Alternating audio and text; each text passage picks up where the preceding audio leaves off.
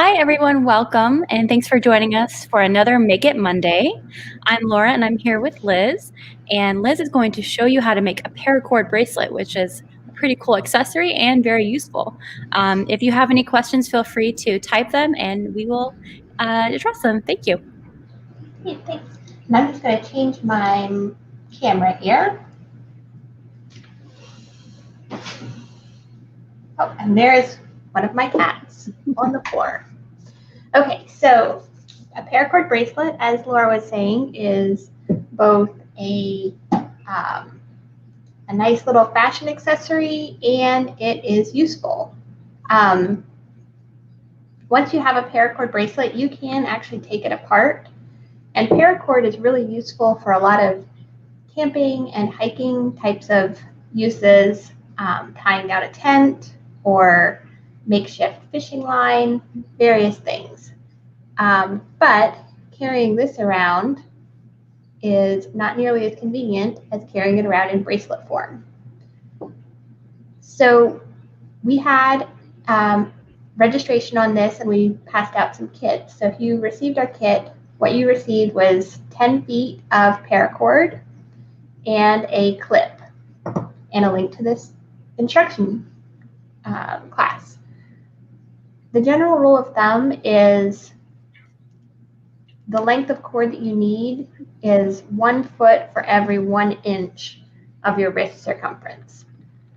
So I'm not actually going to bother cutting this down from the 10 feet just because there's going to be extra even at the 1 foot, and this will keep the extra all combined into one section. Actually, it'll be 2 because it's the 2 ends. So you start out with just one part of your clip. Doesn't really matter which one. And I just folded my paracord in half. And then you send this loop up through the end of the clip.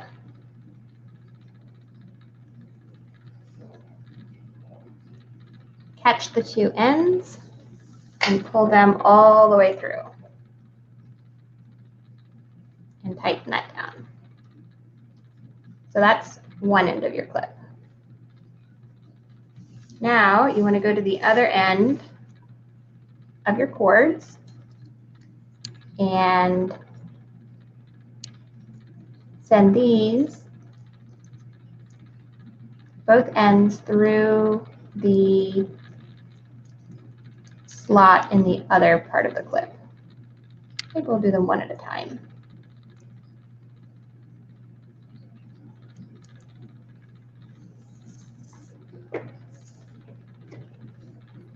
You want to keep them even. And then at this point, you can wrap this around your wrist and clip it.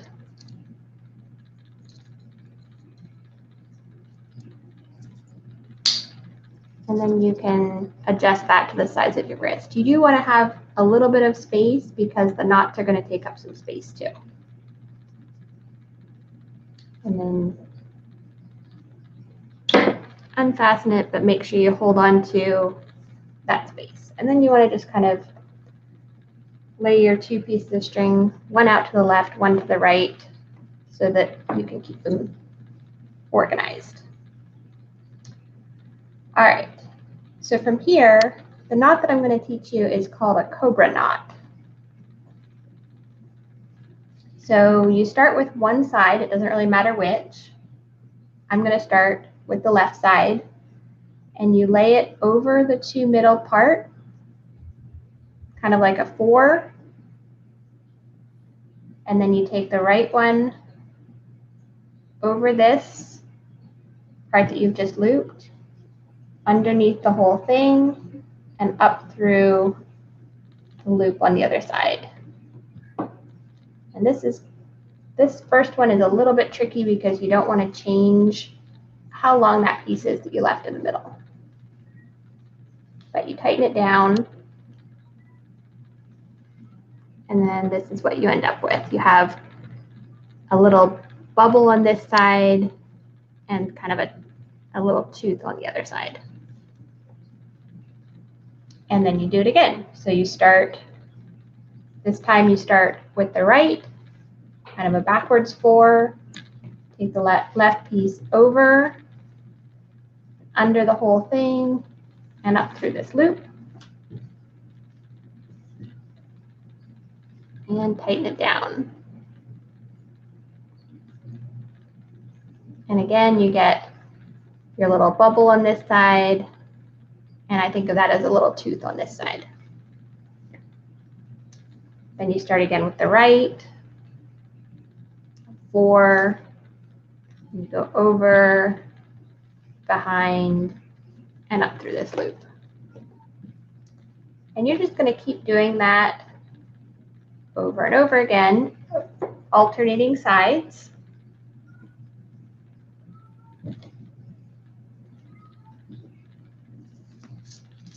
Laura, I can hear your cat in the background now. I was wondering, yes, yeah, pets are fun, and that's our summer theme, so that works too.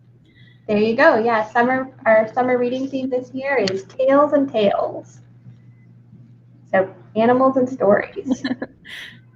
2 of my favorite things. So if you're ever not sure which side you are on, if you get mixed up on that, you can just look for your little bubble. The bubble is where you're going to start your next loop.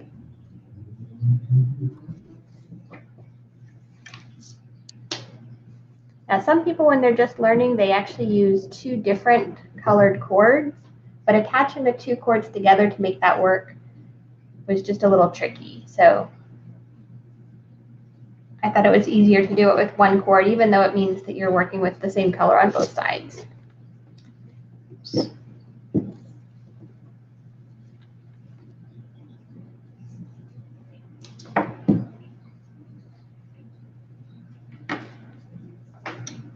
Again, the 4, over, behind, and through.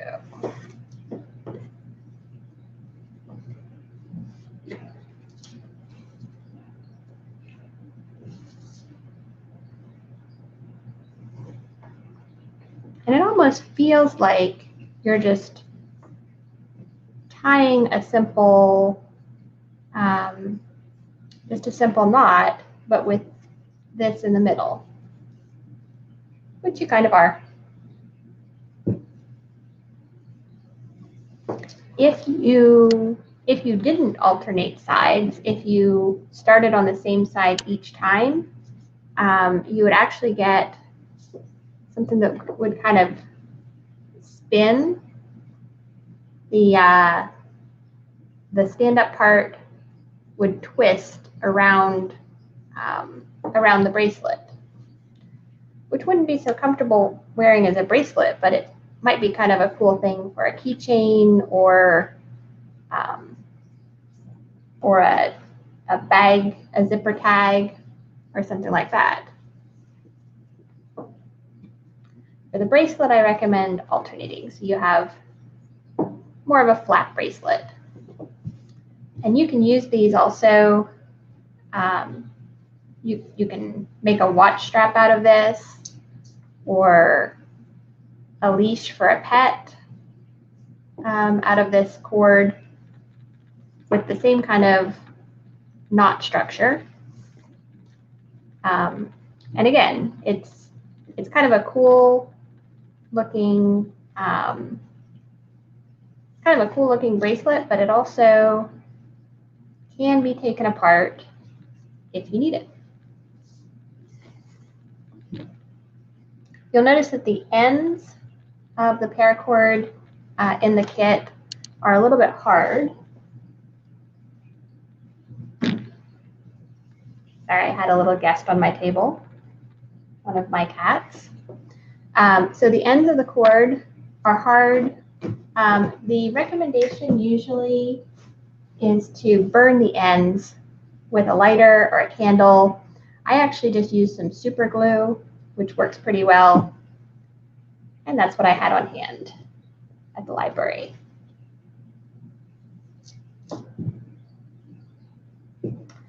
As you can see, we're getting a little closer to the end here.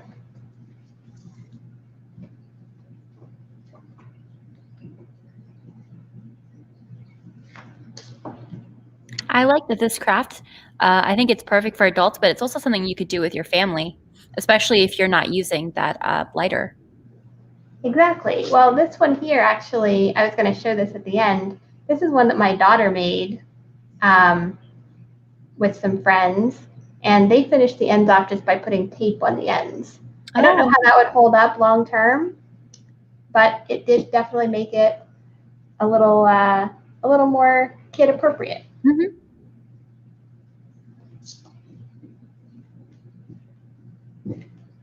And as you can see, there's quite a bit of string left over right now on this piece. Part of that is because I didn't cut my string short.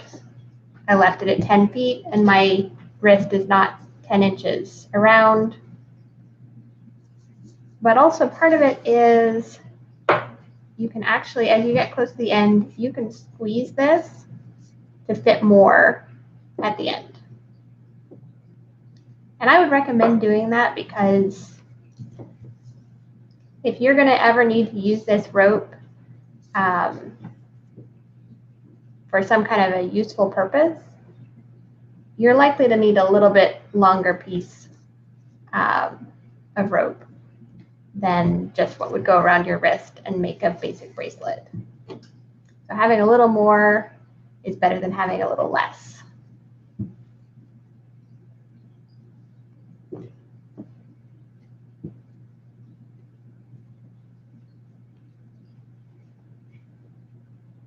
Again, we're just repeating the same knot over and over again, alternating back and forth. Wherever you see the bubble, that's the side you start your next knot on. A little 4, over, under, and through.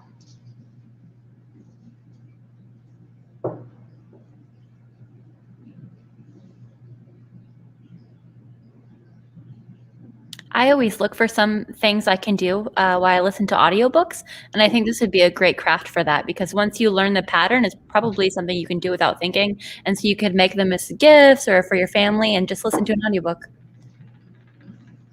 Yeah, I was definitely listening to my audiobook when I made this one. I have audiobooks going almost all the time, and book club is actually this Thursday. Oh, cool. And so I was trying to finish up an audiobook so that I could start on the book club book.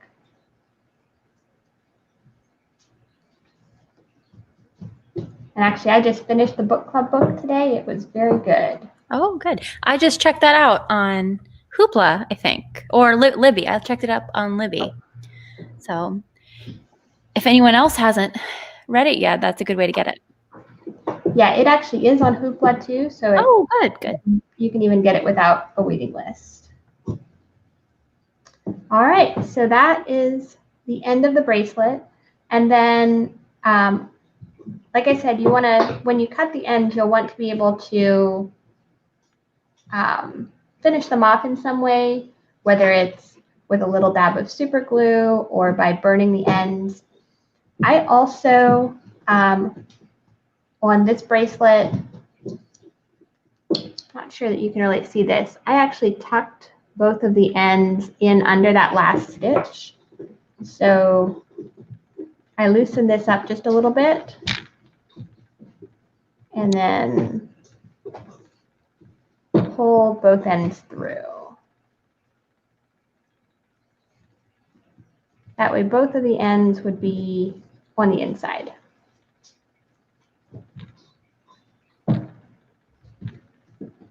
Now, once you've melted the ends or put super glue on there, it's not going to be the very easiest thing to take it apart if you were to need that rope, but it is definitely doable. And if you were really desperate for a little piece of rope, I think you could make it work. So once you have them tucked under, then you can just snip them off. And I don't have a lighter or super glue here with me, but you can just go over those ends with just a little dab of super glue or with the heat from a lighter, and that will seal off the end so it doesn't unravel. So there we have it, Paracord Bracelet.